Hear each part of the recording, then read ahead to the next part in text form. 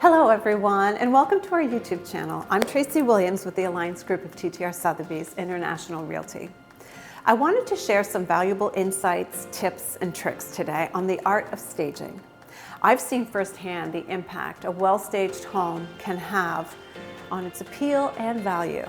If you're thinking about selling your home, we'll discuss how to transform it into a stage where potential buyers can envision their future lives. Let's get your home sold quickly and sell it for top dollar. You see, staging a home isn't just about rearranging furniture, and it goes beyond decorating.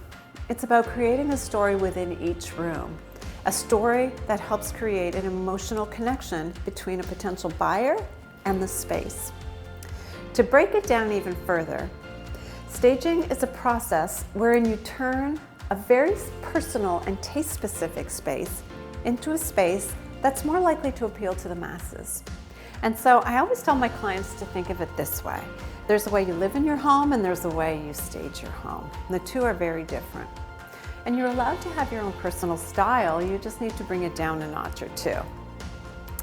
In addition to all of that, one of the primary reasons I always work with professional stagers for each of my properties is because they are able to ensure the photos will look great. Many buyers start their search online, and so photos of a property staged properly is critically important. And quite frankly, the data on the topic speaks for itself. A staged home spends 70 to 75% less time on the market than non-staged homes. And those staged homes often see an 8 to 10% return on their investment. I have a couple of go-to stagers with whom I like to work, but I also feel comfortable enough sharing a couple of tips and tricks here. Here are a few great tips on how to make your home more appealing to potential buyers. The first, declutter and depersonalize. We discussed this in a little more detail on how to prep your home for sale, another YouTube piece. But by decluttering, you create a clean and spacious atmosphere. By depersonalizing, you're helping the buyer envision themselves in the space. It's almost impossible to envision your belongings on a wall covered with wedding photos and baby pictures. Remove personal photos and overly specific decor. The other thing, stagers tend to rearrange furniture to maximize the perception of space and create neutral and natural flow through the rooms. It's always best to avoid blocking pathways or overcrowding areas. It's really also important to remember neutral colors for walls and decor. This allows buyers to focus on the property's features without being distracted by bold colors. And of course, kitchens and bathrooms. These are key selling points in any home, so ensure they're sparkling clean, decluttered, and consider adding fresh white fluffy towels to create the concept of luxury. Also, properly stage each room. Buyer psychology dictates that many buyers lack imagination or are just overwhelmed from looking at so many houses. So it's important that each room have a purpose. Stage each room, most often with your own items, so that if it's a bedroom, it looks like a bedroom. If it's an office, make sure it looks like office space.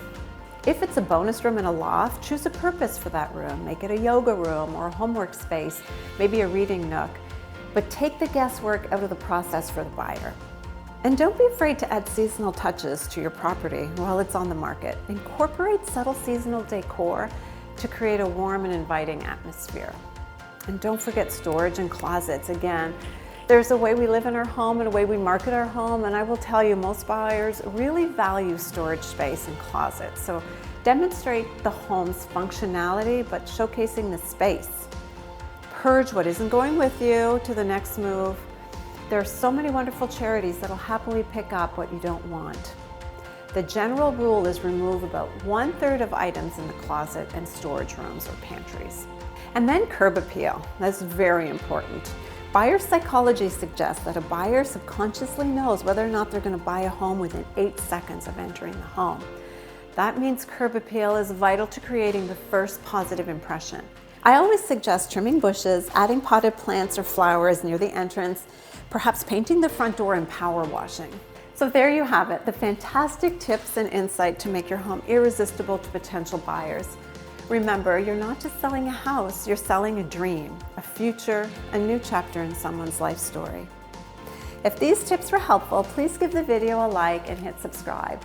And if you or anyone you know is interested in buying or selling, please also feel free to reach out for a private consultation. Thank you for watching.